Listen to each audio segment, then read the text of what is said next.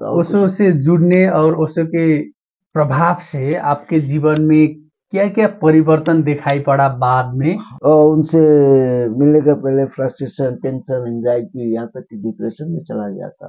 धीरे धीरे जैसे उनका जो डिस्कोर्सेस है वो मेरे लिए एक गीत के तरह काम किया, वो मुझे शांति दिया। इस तरह मैं धीरे धीरे रिलैक्स हुआ। सत्य जो है वो शाश्वत है और कहीं बाहर नहीं है, हम में ही है, बस ढका हुआ है। उसको अनकवर करना है, उघाड़ना पड़ेगा, डिस्कवर करना है। और उसको डिस्कवर करने का और उघाड़ने का जो विधि है वो ध्यान नाम कह सकते हैं। ये जो डिजायर जो है ना, या तो आप पद का, प्रतिष्ठा का, संसार का, पैसा का डिजायर बनाइए, या बुद्धत्व, समाधि, एनलाइटनमेंट का डिजायर बनाइए। Desire as such is disease. Desire पहचानने के बाद भी उससे छूटना बहुत मुश्किल होता है, उसको कैसे छोड़े? बस उसकी विफलता जो है ना, उसका फ्यूटिलिटी, उसकी जो विफलता, बार बार विफल होने से भी नहीं छूटता। ये जो कांटा चुभता है ना, ढंग से नहीं चुभ रहा है।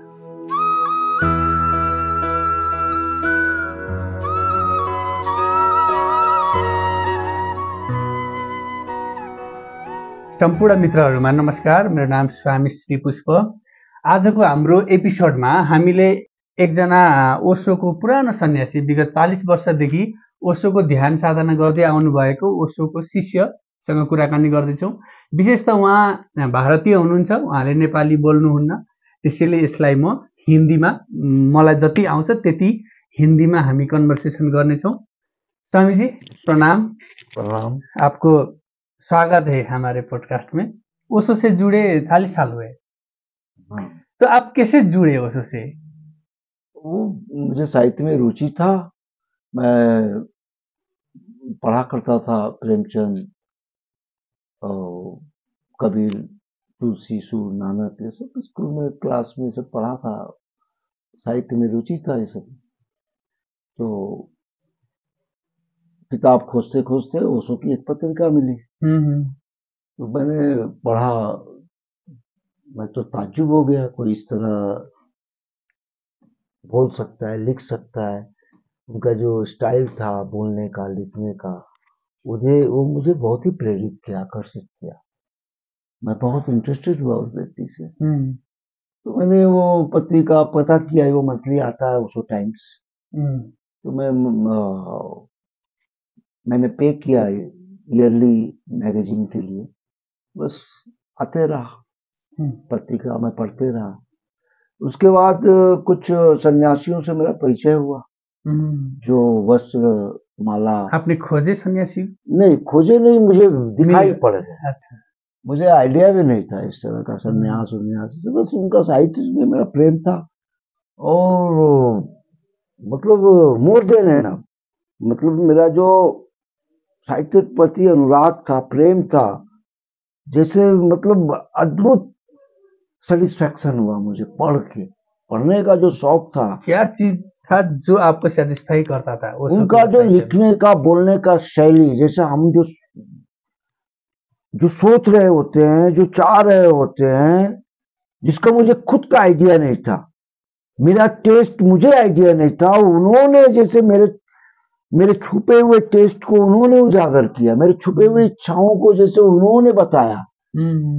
मैं सोच भी नहीं सकता था। जन्म जन्म से जो आप ढूंढ रहे थे, हाँ, वो बता रहे, मतलब वैसा जिसमें मेरा जो टेस्ट है, जो मुझे अच्छा लग रहा है, लेकिन उसको मुझे खुद का पता नहीं था कि मेरा ये स्वाद है। लेकिन वो वही हमारा खुद का जो छुपा हुआ जो सत्य है, हमारा जो वीइंग है, उसका उन्होंने परिचय करा रहे थे। तभी तो मुझे मजा आ रहा था, क्योंकि मेरा चीज है, मैं उसका बहुत ही ऊपरी टेस्ट ले रहा था। और वो क्या कि जैसे आम है, मैं छिलका कोई चाट रहा था, मजा आ रहा था, और उन्होंने आम के रस को पहुंचा दिया, उसका गुद्दे को, उसका रस को उन्होंने मुझे टेस्ट कराया। इस तरह से मेरा इंटरेस्ट बढ़ते गया। बढ़ते थे उसका ही मार्ग। तो साहित्य पढ़ना तो एक बात है, लेकिन नहीं, मैं इनकी बातों पर मेरा जीवन आगे बढ़ाऊंगा, ये डिसीजन कैसे लिया, ये कब लिया? ऐसा कुछ भी आगे जीवन बढ़ाऊंगा, ऐसा कुछ भी मेरा नहीं रहा कि मैं आगे बढ़ाऊंगा। वो खुद जैसे ना इंटरेस्ट पैदा हुआ ऑटोमेटिकली। मेरा ऐसा कुछ नहीं, आगे मेरा लक्ष्य नहीं था कुछ भी।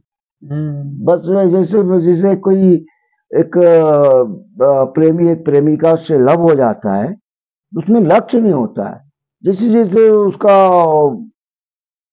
उससे मिलते जाता है, उसको आनंद आने लगता है ऑटोमेटिकली, प्रेम बढ़ते जाता है। ये लक्ष्य मैं नहीं कहूंगा इसको, मेरा कोई लक्ष्य नहीं था। छेड़ में आप आनंदित हो रहे हैं उस। यस, मैं जान रहा हूं कि मैं जो जी रहा था बहुत ही उतला जीवन जी रहा था, और जो मेरा जिसको जो आनंद जिसको कहा जाता है वो बहुत ही उथला था। उनके आने के बाद में आनंद का जो असली डेफिनेशन है वो प्रैक्टिकली हमको मिल रहा था, रस मिल रहा था। ओशो से जुड़ने और ओशो के प्रभाव से आपके जीवन में क्या क्या परिवर्तन दिखाई पड़ा बाद में? हाँ, परिवर्तन। और कैसे आपका यात्रा आगे बढ़ा? ओशो से मिलने के बाद में मुझे ऐसा हुआ कि मेरा जो टेस्ट था ना उसमें प्रागल्भता आया।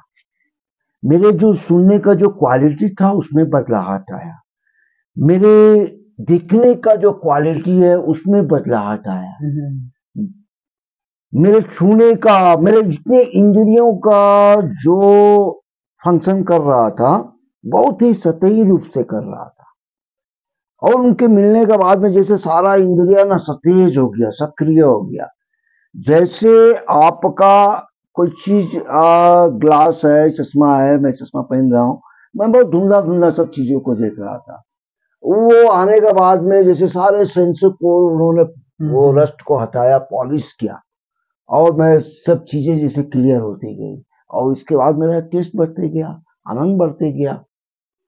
ये मेरे ऊपर उन्होंने ऐसा किया कि मेरे मेरे जो भी टैलेंट है, मेरा प्रतिभा है, उसको पॉलिश करके उसका सही रूप दिया। अब ऐसा लगता है कि मैं कुछ भी कर सकता हूँ उसके पूर्ण रूप में जा और आप आपकी बाहर की दुनिया में उसका क्या क्या प्रभाव पड़ा? हो सकता है आप क्या कर रहे थे उस समय? आप मेरा बिजनेस था, उसमें क्या असर पड़ा? आपका फैमिली में कैसा असर पड़ा? उसके साथी भाई, इसके बारे में बताइए। तो असल ये पड़ा कि मेरा टेस्ट बढ़ते गया, जो बाहर में जो कंपटीशन था बिजनेस का उसका बहुत असर हुआ। जिस ढंग से बिजनेस जो है वो एक पॉलिटिक्स डिप्लोमेसी जरूरत पड़ता है, मेरा वो डिप्लोमेसी पॉलिसी वो कम होते गया। तो बिजनेस में बहुत ज्यादा तो कुछ प्रोग्रेस डेवलप नहीं हो सका, लेकिन अपना लाइवलीहुड के लिए करना था, कर रहे थे। क्योंकि डिप्लोमेसी और पॉलिसी ये मेरा भीतर से वो ठीक मैं इंटरेस्ट नहीं पा रहा था बिजनेस में, इसलिए मेरा बिजनेस में पता नहीं हुआ, छोड़ दिया। किसी तरह मैंने उसको किराए उराए पर लगा दिया, ताकि मैं समझ सका अपने आप को कि ये कंपटीशन में मैं नहीं जा सकता लोगों के साथ में इस तरह का, और लाइवलीहुड जरूरी है। इसलिए मैं वो किराए पर लगा करके फ्री हो गया, और इनको और गहरी उनको अध्ययन करने में, उनका डिस्कोर्स सुनने में और मैं गहरा जा सका, और उनको सुनकर मुझे आनंद। क्या किया उसके बाद? बस करने का क्या, मैं पहले जैसे उनसे मिलने का पहले फ्रस्ट्रेशन, टेंशन, एंजाइटी, यहाँ तक कि डिप्रेशन में चला गया था। धीरे धीरे जैसे उनका जो डिस्कोर्सेस है वो मेरे लिए एक गीत की तरह काम किया, वो मुझे शांति दिया। इस तरह मैं धीरे धीरे रिलैक्स हुआ। ओशो को आप कैसे समझते हैं? कौन है ओशो? कोई ये क्या कहते, कोई तो भगवान भी कहते हैं। क्या ओशो भगवान मानते हैं आप? भगवान से तात्पर्य आप लोग कैसे समझते हैं मुझे पता नहीं है। मैं जो जानता हूँ जो अ, जो पूर्ण रूप से जो अस्तित्व के साथ में जो एकाकार हो गया, जिसका कोई भी माइंड, बॉडी, हार्ट, बीइंग, वहां पर कोई कॉन्फ्लिक्ट नहीं है। सेम रिदम में, सेम हार्मनी में वो व्यक्ति चल रहा होता है। बस मेरा भगवान का तात्पर्य यही है, और ओशो वही है। उनका कहीं भी उनका लाइफ में कोई कॉन्फ्लिक्ट नहीं है, कोई संघर्ष नहीं है, कोई स्ट्रगल नहीं है। उनका जीवन एकदम एक रिदम है। वो जो बात कर रहे हैं उनका इतना रिदम है कि उनका रिदम हमको इफेक्ट करता है।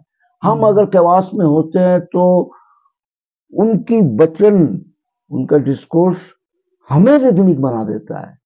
एक डिस हार्मनी में अगर होते हैं तो उनका वचन ऐसा है कि हमें हार्मनी में लाता है। वो इतने लयबद्ध जीवन जी रहे होते हैं। अस्तित्व माने ओशो, ओशो माने अस्तित्व। कहीं पर कोई कॉन्फ्लिक्ट नहीं है। और अस्तित्व जो सारे कोई डिवीजन नहीं है, कोई डुअलिज्म नहीं है, जो एकाकार हो गया है। बस मेरा भगवान से यही। और ओशो तो खुद एक बहुत बड़ी चेतना थी और प्रतिभा भी हम कह सकते हैं हमारी भाषा में। लेकिन ओशो के बाद इतनी बड़ी चेतना के जो शिष्य है उसमें ये सुगंध दिखाई नहीं पड़ती उसकी तुलना में। ओशो जो है ना कहीं पर सीमित नहीं है। आप जो देख रहे हैं, आप प्रत्येक लोगों को नहीं देख पा रहे हैं। प्रत्येक घर में सबको देख पाना हमको संभव नहीं है। जो हमारे सामने आ रहे हैं हम ऐसे लोगों को दे रहे हैं जो संन्यास लिए हुए हैं। ओशो कोई विशेष सीमित एरिया में नहीं है। वो पूरा उनका डिस्कोर्स, उनका किताब सारा ओशो को सन्यासी में ही सीमित नहीं है, पूरा संसार में फैला हुआ है। और वो घर घर में चला गया। जो बहुत पाया वो अपने घर में बैठ करके अपना मस्त और आनंदित है। अब हमको जाने के लिए प्रत्येक घर में ढूंढना होगा। कोई जो हाथी के दो दांत होते हैं, खाने के दिखाने। ये ओशो में ही क्यों ऐसा है? जो असली ओशो के सन्यासी थे जिसने कुछ अनुभव किया है अंदर, वो तो अंदर छुप के बैठे सब अपने में मस्ती में और चला गया। और जो दिखाने वाले थे, जो व्यापारी थे, जो राजनीतिज्ञ टाइप का थे, जिसको अंदर नहीं बाहर ही कुछ ओशो को आड़ में भी वो राजनीतिज्ञ ही करना चाहते थे, वही आए और कहने लगे कि हम ही ओशो के आगे चलाने वाले हैं।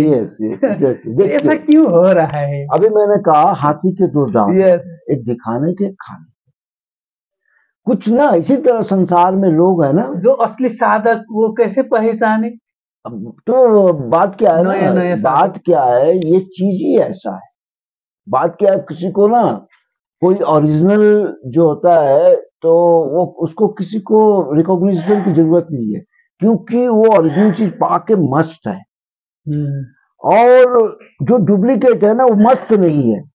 वो क्या होता है ना, झूठ मूठ का मस्ती का भाव दिखाता है। और जो मस्त होता है ना उसको दिखाने की जरूरत नहीं है ना।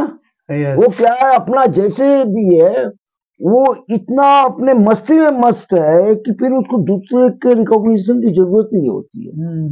वो एक लेकिन जो दूसरे के लिए भी वो आ सकते थे, क्योंकि जो खोजी होगा नया नया और ओशो से परिचित होना चाहता है, तो उसके लिए भी वो अगर आए तो अच्छा हो सकता था। देखिए एक बात बता रहे हैं, वो तो पूरा चाह रहा है, वो जा भी रहा है, लेकिन इतना कड़वा है वो, जो उसको रिकॉग्नाइज करना, उसको मानना, सामान्य जन भी उसको नहीं पहचान रहे। हम पहचानने में लाख कोशिश भी कर रहा है ना। जीसस क्राइस्ट को क्यों सूली चढ़ाया, ओशो को वो तो जो फल से वो हावी हो रहा है, उसको घेर लिया है ना इतना तरह का इsoteric बातों से, उसको इतना इsoteric बातों से, इस तरह का बातों से, जो सत्य जो है ना वो बहुत कड़वा है।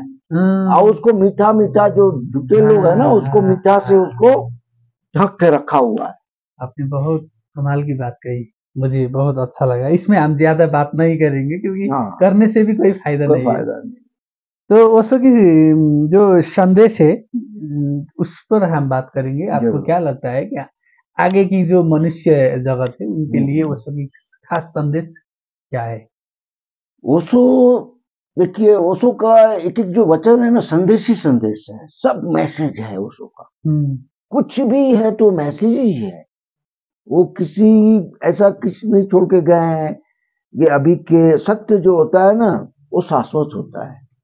ऐसा नहीं होता अतीत में सत्य था और वर्तमान में नहीं है फिर भविष्य में होगा, ऐसा कुछ नहीं है। सत्य का मतलब कुछ भी, या आप मतलब कुछ भी जो है तो है। वो कल भी था, वो आज भी है, कल भी रहे, वही सत्य है, उसी को सत्य कहते हैं। जो बदलता हो क्या उसको सत्य कहा जा सकता है? कहते हैं सत्य। सामान्य जन ये शायद समझ नहीं सकेंगे, तो उनकी समझने की स्तर पर आपको अगर बोलना पड़े एकदम सहज बात है कि सत्य जो है वो शाश्वत है और कहीं बाहर नहीं है, हम में ही है, बस ढका हुआ है। उसको अनकवर करना है, उघाड़ना पड़ेगा, डिस्कवर करना है। इन्वेंशन नहीं, सत्य को बनाया नहीं जा सकता है। और उसको डिस्कवर करने का और उघाड़ने का जो विधि है वो ध्यान नाम कह सकते हैं। हाँ, बहुत सारा विधि दिए हैं वो सारा विधियां ही विधियां है उनका। उसको आप मेडिटेशन जो है ना, ध्यान जो है, वो अल्टीमेटली वो सत्य का ही एक रूप है।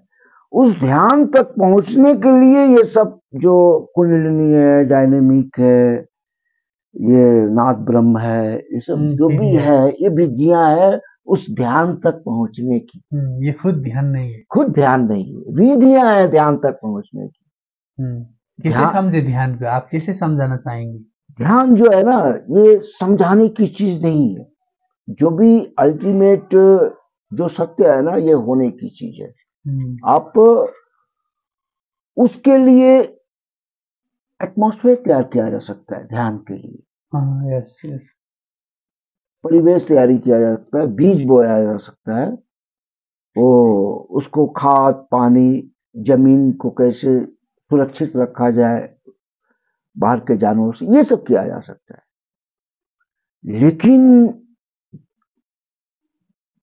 ध्यान को पैदा नहीं किया जा सकता है, वो कॉन्सिक्वेंस है। जब आपका जमीन तैयार है, सही सही बीज लग गया है, तो ध्यान उसका अंकुरन है, वो बाई ग्रेस होता है।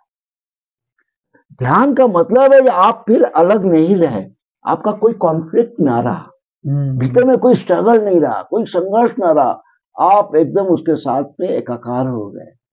वही ध्यान है, वही आनंद है। और उसने जिस टाइप का जो सक्रिय ध्यान दिया है उस पर आप क्या कहना चाहेंगे? वो जो हमारा जो है ना, बात क्या है, जो सक्रिय ध्यान जो है, हम इतना डिस्टर्ब हो चुके होते हैं ना, इतना फ्रस्ट्रेशन, टेंशन, एंजाइटी, थॉट का चलना इतना ज्यादा होता है कि स्ट्रगल, कन्फ्लिक्शन जिसे हमारा स्वभाव हो चुका होता है, वो क्या करता है, भीतर में बहुत सारा ना कॉन्फ्लिक्ट, कन्फ्लिक्शन, स्ट्रगल चल रहा होता है। वो इतना बॉडी को थका देना है, एग्जॉस्ट कर देना है कि वहां पर जैसे वो जो कॉन्फ्लिक्ट, स्ट्रगल, संघर्ष जो चल रहा है विचारों का, वो उसको जगह ही ना मिले, उसके लिए एनर्जी ही ना मिले। वो तो एनर्जी चाहिए ना उसको सोचने के लिए। आप क्या करते हैं, एनर्जी को ये कैथारसिस करके, एक कैथारसिस है डायनेमिक, वो क्या करते हैं, आप एग्जॉस्ट कर चुके होते हैं एनर्जी को। तो एनर्जी जब पूरा पूरी बोलते हैं ना, सवाल है टोटलिटी का। डायनेमिक का मतलब ये टोटलिटी, टोटलिटी। अगर पूरा पूरी दम से एकदम सफाई जो है ना, एकदम पूरा पंप मार मार के एकदम पूरा वो कर दिए, शरीर तो बहुत थक जाएगा, एकदम पूरा कोई स्थान ही ना रहे, आपको गिरना ना पड़े, गिर जाए तब जाके वहां से ना, जब खाली हो जाता है तब जाके वहां से। शुरू में जब डायनेमिक करते हैं तो पूरा दिन और कुछ कर नहीं सकते, पूरे ही थके मादे हो जाते हैं। और भी अभी लगता है तो वो है, उसमें लगेगा जैसे हम गिर गए, गिर जाने के बाद में वो जो रिलैक्सेशन होता है ना, तो वो ग्लिम्स आता है रिलैक्सेशन का। रिलैक्सेशन होता क्या है? वो रिलैक्सेशन में ही ना वो जो गुरु का वचन रूपी बीज होता है ना, तभी रोपण होता है। हमारे माइंड स्लीप मतलब रेस्ट में हो जाता है, पूरा रेस्ट में हो जाता है। वो जो थोड़ा सा वैक्यूम मिलता है ना गुरु को घुसने का। और ये ओशो की ये सक्रिय ध्यान और ओशो की शिक्षा की आज की मनुष्य और आगे आने वाली मनुष्य के लिए कितना महत्वपूर्ण है? बहुत ही महत्वपूर्ण है। जैसे ये जो मैकेनिक जगत है ना, पूरा मैकेनिकल जगत हो गया है। आदमी क्या हो गया ना, वो अपना भूल ही गया है, अपना स्वरूप, अपना शांति, रिलैक्सेशन। वो रोबोट बन चुका है, एक मशीन बन चुका है। उसका जो रिलैक्सेशन है वो जैसे फ्रस्ट्रेशन, टेंशन, एंजाइटी, डिप्रेशन जैसे ना आम बात हो चुका है। इसमें पागलपन मन एक प्रकार का समझ लीजिए विक्षिप्त हो चुका है। इसमें ये ओशो का आना, ये मैसेज रामबाण है। रिमेडी, मतलब जबरदस्त रिमेडी है। इस टाइम में लोग जिस तरह फ्रस्ट्रेशन, टेंशन, एंजाइटी, डिप्रेशन है, इससे उबरने का रामबाण है ये एकदम। माने टॉप मोस्ट रिमेडी। और जो साधक होते हैं उस ध्यान की यात्रा में किस किस तरह का बाधा आएंगे और उसकी कैसे पार करेंगे, क्या क्या कठिनाई हो सकता है? बात क्या है, जब आप वर्षों से आपने इस कचरे को ना हीरा समझ के पकड़ के रखा हुआ है, आपका जो अटैचमेंट है उसके प्रति, और जब उस पर उतारा जाएगा ना तो आपको तकलीफ होगा। आपने बहुत कष्ट करके पद, प्रतिष्ठा, मान सम्मान, डिग्री, पैसा, ये सब आपने लिया हुआ है और आपको खाली होना है। वही दुखों का कारण है। टेंशन, फ्रस्ट्रेशन, एंजाइटी देता है। लेकिन वो रोग होने से भी आपका अटैचमेंट हो चुका होता है। जब आपका उसको आपसे जब उसको छीनता है गुरु ना, आप पूरा किकिया जाते हैं गुरु के ऊपर। नहीं छोड़ना चाहता है कोई, क्योंकि बहुत मेहनत से आपने ये पद, प्रतिष्ठा, डिग्री, ये सम्मान लिया हुआ है। तो दर्द और संघर्ष कुछ भी नहीं है, ये अटैचमेंट की वजह से हमारे दर्द होती है। मैं बता पा रहा हूं। और यही लगता है ना बहुत कठिन है, क्योंकि वर्षों से मेरा बहुत इन्वेस्टमेंट हुआ होता है। हमने बहुत इन्वेस्टमेंट किया हुआ होता है ना अपना। अब एक व्यक्ति आके बोल रहा है तो साला इसको फेंको, लेकिन उसे तो एकदम से फेंकने को भी नहीं कहते। कहने का मतलब अटैचमेंट, चीजों को फेंकने नहीं बोल रहे हैं, समझ रहा हूँ। लेकिन आप वो इस तरह सोचेंगे जी पकड़ के रख करके अटैचमेंट से हम छुटकारा पा जाए तो होगा नहीं। आपको पूरा दिल दिमाग से पूरा ये डिटैच होना है, एक तरह से फेंकना ही है। अंदर से तो फेंकना ही है, फेंकना ही है। और अगर अंदर से छूट गया तो बाहर से बहुत कुछ छूट भी जाता है। नहीं, छूट क्या जाता है, वो खेल बन गया। वो चीजों की सार्थकता, व्यर्थता दोनों देख रहा है, इसलिए वो उसका कंट्रोल में होता है, वो उसका मास्टर बन जाता है। छोड़ने और पकड़ने की चीज नहीं है। इसी के साथ आप ओशो की जो पॉपुलर है जो जोरवादी बुद्ध, उसको भी समझाइए एग्जैक्टली जोरवादी बुद्ध क्या है, और अभी जो ओशो सन्यासी हम देख रहे हैं क्या वो जोरवादी बुद्ध है?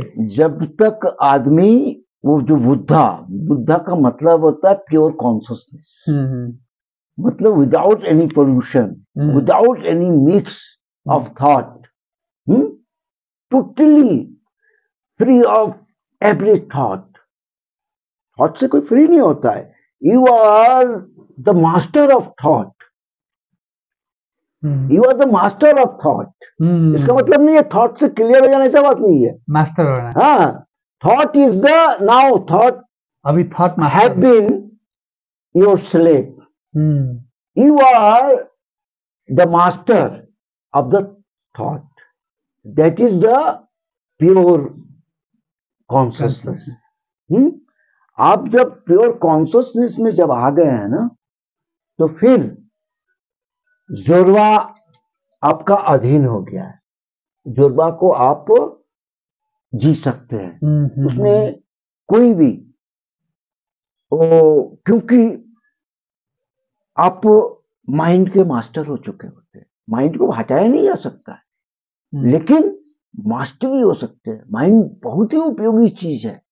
ये थॉट की वजह से ही हम बात कर रहे हैं, ये बहुत ही यूजफुल है। तो क्या है, अब फर्क यही है कि थॉट हमारा स्लेव है और हम थॉट के मास्टर हैं। वो हमारे कंट्रोल में है, हमको वो कंट्रोल नहीं कर रहा है। इसलिए हम लाइफ का जो इतना विकास है, इसको हम पूरा एंजॉय कर सकते हैं जीवन को। बस इसलिए जो उस अवस्था में गया, भगवान ने ये कॉन्सेप्ट दिया कि उस अवस्था में जाकर के हम संसार को और उसमें अपने कॉन्शियसनेस के द्वारा उसको और रिफाइन कर सकते हैं, मॉडिफाइड कर सकते हैं। अगर जो जीनियस जो जिसका फ्रेश कॉन्शियसनेस है, वो अगर बुद्ध बन के बैठ जाए, और जो जोरबा से जो कंसल्ट है, ये जो भौतिक का विस्तार, तो जो ये सुख सुविधा आज विज्ञान ने दिया हुआ है, उसको और भी वो निखार सकता है, और भी उसमें पॉलिश कर सकता है, जो प्योर कॉन्शियसनेस इस तरह का कॉन्सेप्ट है भगवान का जोरवादी बुद्धा। ठीक है, हम थोड़ा प्रेम पर जाएंगे। प्रेम भक्ति क्या है? प्रेम और भक्ति ये तो आधार है। ये मनुष्य का जो है ना, प्रेम भक्ति जो है, ये हमारा जो सेंसिटिविटी है, ये सेंसिटिविटी है। इतना सेंसिटिव हो चुका होता है ना, प्रेम भक्ति का मतलब यही है कि हम इतना सेंसिटिव हो चुके होते हैं कि कोई भी चीज है उसको तुरंत कैच करता है। प्रेम भक्ति का महत्व है कि हम बहुत सेंसिटिव हो चुके होते हैं, और जो भी कोई कॉन्फ्लिक्ट नहीं है, जिससे माइंड, हार्ट, बॉडी सब एक रिदम में काम कर रहा होता है। बहुत सेंसिटिव हो चुका, बहुत संवेदनशील हो चुका होता है वो। तो वही सब व्यक्ति को ना दर्द भी महसूस होता है संसार का। तब जाके क्या होता है, इस रास्ते में जाने के लिए, उस कॉन्शियसनेस तक पहुंचने के लिए, ये रोबोट मैकेनिकल लाइफ से उस कॉन्शियसनेस चरम चेतना की अवस्था में पहुंचने के लिए, ये बीच का रास्ता है प्रेम भक्ति। इससे गुजर के ही वहां आपको पहुंचना है, क्योंकि वही व्यक्ति उस कॉन्शियसनेस को जा सकते हैं। इतना सेंसिटिव होता है, उसको इतना दर्द होता है संसार में, वही फील करता है। ये दर्द के पार ही वो चेतना है, वो कॉन्शियसनेस है, जहां पर वो प्रेम भक्ति से भी ऊपर चला गया होता है, और उसके वहां तक पहुंचे बगैर निष्पत्ति नहीं है, समाधान नहीं है, जिसको समाधि भगवान बोलते हैं। और प्रेम और भक्ति के मार्ग में जो समर्पण की बात आती है शुरू में ही, ये समर्पण कैसे आएगा? समर्पण जो है, वो मास्टर जो है ना, गुरु जो होते हैं, वो क्या करते हैं, इतना प्रेम, वो नफरत के जीवन में जी रहा होता है, और उसका वो ना, उसका दर्द को भी देख चुका होता है। जो व्यक्ति नफरत में जिया हो, उसके दर्द को, उसके फ्यूटिलिटी को, उसकी व्यर्थता को जो देख चुका होता है, तो वो कोई ऐसे चेतना संपन्न व्यक्ति, गुरु जिसको कहते हैं हम, जब उसके नजदीक जाता है ना, तो जब वहां से प्रेम उसको मिलता है, तो वो कंपेयर कर पाता है पिछला जिंदगी, पिछला जो टाइम मेरा जो संसार में रहे, वहां पर हमको नफरत किए तो कितना दर्द मिलता था। इस व्यक्ति के पास में आए हैं, थोड़ा सा बैठे हैं, प्रेम का आविर्भाव जब होता है ना, तो कितना आनंद हो जाता है। ये जब दोनों का, उसकी व्यर्थता और इसकी सार्थकता है ना, जो कितना व्यर्थ है वो, और यहाँ आए कितना सार्थक है, कितना मजा आ रहा है, कितना आनंद आ रहा है। तो क्या है, समर्पण कोई कर्त नहीं करना, वो बेकार की बात है, वो ऑटोमेटिकली होता है। जब उसको पाता है ना, वो इतना दर्द में होता रहता है, इतना उसको बेचैनी रहता है, वहां टेंशन, फ्रस्ट्रेशन, एंजाइटी भोग रहा होता है, यहाँ आकर रिलैक्स जब होता है ना, वो रिलैक्सेशन ऑटोमेटिकली कब समर्पण हो जाता है उसको खुद का पता नहीं चलता है। और ओशो के अलावा आपको कौन कौन सी संत खास लगते हैं? खास लगने का, मुझे जो भी परिचय हुआ, किसी को भी अगर मैंने अगर जाना, तो वो माध्यम ओशो ही है। ओशो ही है। हाँ, इसलिए मैंने किसी को भी जाना है तो समझ लीजिए ओशो के माध्यम से ही मैंने जाना है। मेरे लिए कोई जो कृष्ण जो गीता है ना, वो कृष्ण का गीता नहीं है, वो ओशो की गीता है। क्योंकि ओशो ने बोला है। वो तो पूरा, मैं कृष्ण को नहीं जानता मैं ओशो को जानता हूँ। वो ओशो बोल रहा है, कृष्ण का नाम बता रहा है कृष्ण को भी। वो कृष्ण ओशो ही है। वो कृष्ण का नाम लेकर के ओशो अपना ही बात कर रहे हैं। वो ओशो ये बोल तो रहा है। ठीक है, बस ये बात में भी कोई बुद्धा नहीं है, कोई लाओसू, नानक, कबीर, वो तो आदमी को फूल बना दिया है। हम तो बता रहे हैं ना, वो कोई कुछ भी नहीं है, वो सब ओशो है। मैं नहीं जानता हूँ किसी को, वो बकवास है मेरे लिए। और ओशो के बाद बहुत सारे गुरुओं तो है, लेकिन ओशो के बाद जो अभी शरीर में है, आपको लगता है कोई संत है अभी जीवित इस धरती में? ये ऐसा जो है ना, ये दीपक वो विशेष करके ओशो ने जो जला के गया है, ये बुझना इतना सहज नहीं। अगर तुमको पीना ना आए तो मैं क्या करूं? ये बात क्या है ना, ये ओशो जो दीपक जला के गए हैं, ये यूं ही बुझने वाला नहीं। मेरा सानिध्य हुआ है ऐसे व्यक्ति से, मैं रहा ऐसे व्यक्ति के साथ, और उस व्यक्ति के साथ में कोई दूसरा कोई नहीं आया गया, पैर छुआ, बस चलते बना, बस बात खत्म हो गई। उसको थोड़ा धूप दिखा दिया, बस बात खत्म हो गई। अभी वो नहीं है शरीर में नहीं। कैसा रहा वो सानिध्य? मैं तो वही बता रहा हूँ ना, जैसे कैसे बताएंगे, आप किसी को प्रेम कर रहे हैं, आप अपने प्रेमिका को, कोई उपाय है बताने का क्या अनुभव कर रहे हैं? आप अपनी माता से या पिता से, अपने वाइफ से या बच्चे से, जिसको भी प्रेम कर रहे होते हैं, आप किसी को एक्सप्लेन कर सकते हैं जो क्या होता है उसके साथ बैठने से? लेकिन अभी जीवित कोई है या नहीं ओशो के भीतर और ओशो के फैमिली बाहर कहीं भी पृथ्वी में? एकदम पूरी तरह जीवित है। कैसे उसको उससे मिले, सत्संग करें? ये बात है। अब क्या है ना, अब आपका जो प्यास, वो जो दर्द, वो पहुंच जाएगा, तो फिर वो जो क्रंदन, एक भीतर में दर्द, उसकी खोज नहीं, अपना दर्द डॉक्टर तक पहुंचा देगा। वो फिजिशियन है, महा फिजिशियन है। मीरा का एक वाणी है ना, दर्द की मारी बन बन डोलू, वैद मिला न कोई, मीरा की पीड़ मिटेगी जब वैद संवरिया हो। दर्द की मारी बन बन डोलू,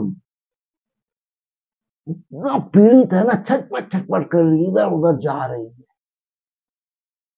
इस तरह का दर्द, दर्द की मारी बन बन डोलू, वैद मिला ना कोई, अभी वैद नहीं मिला है।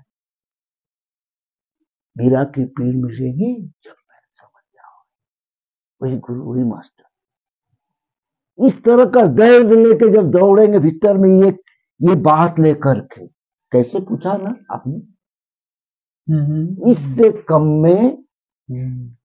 कम में सवाल ही पैदा नहीं होता है। उस गुरु को डील करने के लिए इतना पेमेंट आपको करना पड़े, है ना? बिना दिए कुछ मिलता है क्या? यही है सर, कंडीशन यही है। आप परसों कह रहे थे बुद्धत्व इज आल्सो डिजीज, इसको थोड़ा एक्सप्लेन करिए। बुद्धा डिजीज भगवान ने कहा, लास्ट में ऐसा हुआ ना। इसका मतलब क्या है? बुद्धा डिजीज मतलब, बुद्धा जो है ना वो इलाज है। और तुम क्या किए, डिजायर जो है, डिजायर, बुद्धा मतलब होता है डिजायर, एम्बिशन का लेस हो जाना, डिजायर लेस हो जाना। और जो सन्यासी थे उस समय ओशो के, वो क्या किया ना, बुद्धत्व को ही डिजायर बना दिया। अब ये जो डिजायर जो है ना, या तो आप पद का, प्रतिष्ठा का, संसार का, पैसा का डिजायर बनाइए, या बुद्धत्व, समाधि, एनलाइटनमेंट का डिजायर बनाइए। Desire as such is disease. और जो आपने पहले जो प्यास की बात कही थी वो क्या है, वो डिजायर है या? देखिए, प्यास जो है वो डिजायर नहीं है। डिजायर और प्यास में क्या फर्क है? आपको प्यास लगा हुआ है, पानी की प्यास, वो जरूरत है। डिजायर भी तो जरूरत नहीं, डिजायर जरूरत नहीं है। उसको थोड़ा कैसे? डिजायर जो है ना वो साइकोलॉजिकल। प्यास मतलब वर्तमान में, अभी चाहिए, नहीं तो मर जाएंगे हम। प्यास। डिजायर का मतलब वो जरूरत नहीं है, वो आपका सजावट है। डिजायर का मतलब है जो वो फ्यूचर का एक कल्पना है, वो सजावट है, ईगो की सजावट है। प्यास जो है वो नहीं है तो भी चलेगा, नहीं है तो भी चलेगा। अब उसको आप मांग रहे हैं प्रतिष्ठा के लिए। डिजायर का मतलब प्रतिष्ठा का साधन, दूसरों पर दिखाने के लिए। Yes, exactly. हम दूसरों के नजरों में कुछ होना चाहते हैं, उसको डिजायर कहते हैं। और लोग हमको समझ, खुद को भीतर से जो उठिए, एक जरूरत है, एक दर्द है, मतलब हमको कांटा चुभा हुआ है, एक दर्द पैदा हो रहा है, वो एक जरूरत बन गया था। एक जरूरत होता है ना, नीड, एक डिजायर। तो हाँ, बोलते हैं ना डिजायर मतलब एक प्यास, बोलते हैं एक ना जलता हुआ प्यास, माने नॉन स्टॉप। वो प्यास रुक ही नहीं रहा, भूल ही नहीं रहा एक सेकंड के लिए, हमेशा याद। डिजायर को आप भूल जाएंगे थोड़ा देर के लिए। अभी किसी को देखे तो इच्छा है, गाड़ी वाला को देखे बढ़िया गाड़ी, अभी गाड़ी का डिजायर हुआ, फिर वो गाड़ी को भूल जाएंगे आप। लेकिन अगर दर्द है, थर्स्ट है, तो आप क्या भूल पाएंगे? नहीं, वो तो और बढ़ेगा, और अगले दिन और बढ़ेगा। हम इस तरह से भी पहचान सकते हैं। यस। और डिजायर पहचानने के बाद भी उससे छूटना बहुत मुश्किल होता है, उसको कैसे छोड़े? तो बस उसकी विफलता जो है ना, उसका फ्यूटिलिटी, उसकी जो विफलता, बार बार विफल होने से भी नहीं छूटता। ये जो कांटा चुभता है ना, ढंग से नहीं चुभ रहा है।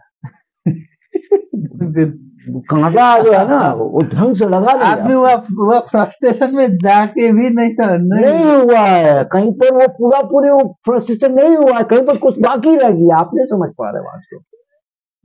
अगर फ्रस्ट्रेशन आ जाएगा ना पूरा, अगर कहीं पर भी कोई चीज जिसे खा रहे हैं ना, इतना तीता हो गया, आप फेंक देंगे वो चीज को। अब पूरा तीता, जैसे नींबू है ना, नींबू कभी देखे हैं गार के, तो पूरा तीता जाएगा, जिब में नहीं रख सकेंगे। अगर पूरा नहीं तीताया तब भी थोड़ा सा टेस्ट लेंगे आप, पूरा जब तीता आ जाएगा। अब कोई एकदम पत्थर हो गया, इनसेंसिटिव हो गया है ना, वो तीता नहीं होगा, उसका सेंस ही मर चुका होता है। फ्रस्ट्रेटेड भी कौन होता है? जो सेंसिटिव होता है। तो भक्त प्रेमी लोग में सेंसिटिव होता है। एक साला बेहाया सुअर का चमड़ा हो गया, गंडरार का चमड़ा है, उसको कितना मारो उसको शरीर में चोट नहीं लगेगा। और जो सेंसिटिव है, थोड़ा सा हाथ से मारने से उसको चोट लग जाता है। वो हृदय में होना चाहिए, हाँ, चेतना में। सेंसिटिव जो है उसको चोट लगता है। अब जिसको फ्रस्ट्रेशन बोल रहे हैं ना, जिसको चोट लगता है, उसको लगा ही नहीं है ढंग से। लगेगा तो जाएगा, बताइए। चोट दे रहा है, बहुत तलब दे रहा है, वो काम करने फिर जाएगा, वो नहीं जाएगा। आप नेपाल पहली बार आए और पहले भी? मैं आया हुआ हूँ, एक दो बार पहले भी। तो कैसा लगता है आपको नेपाल? बहुत बढ़िया लगता है।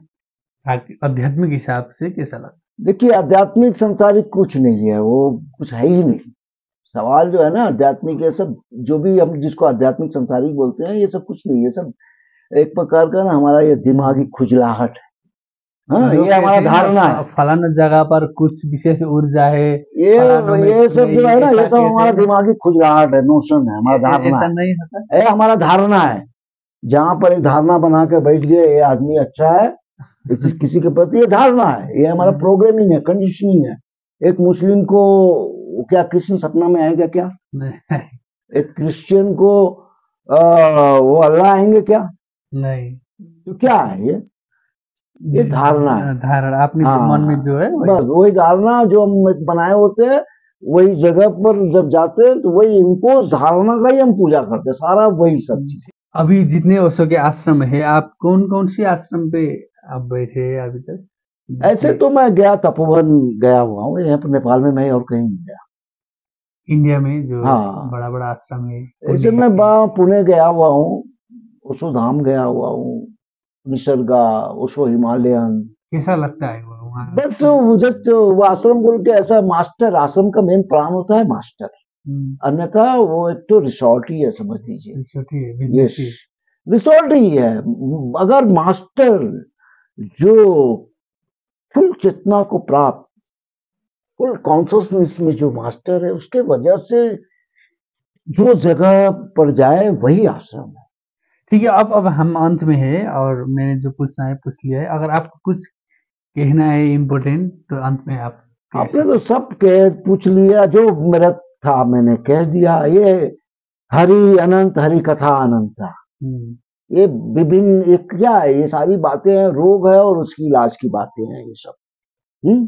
अब सवाल है, विभिन्न टाइप का लोग हैं, विभिन्न टाइप के रोग हैं, इसलिए विभिन्न ढंग से डिवाइस किया गया है। ठीक है, हम आपने आपको हमको समय दिया है, इसके लिए बहुत बहुत शुक्रिया। हम अब विदा होते हैं। ठीक है, चलिए, आप बहुत बहुत धन्यवाद। ओके।